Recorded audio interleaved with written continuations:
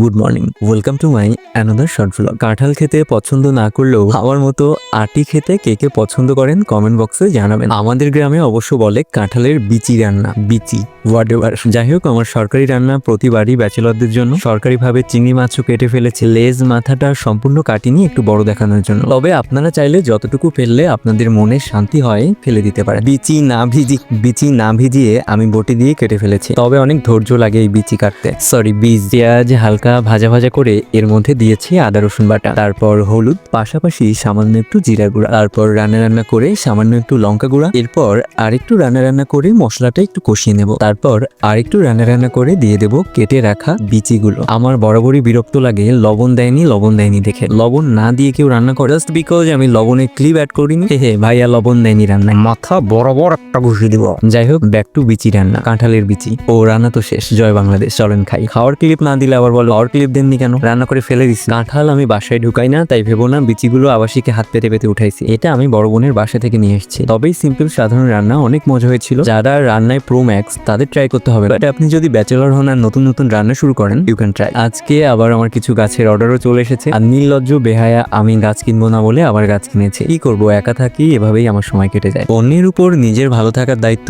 না চাপিয়ে নিজেকে দেখে শুনে রাখা বেটার নয় কি?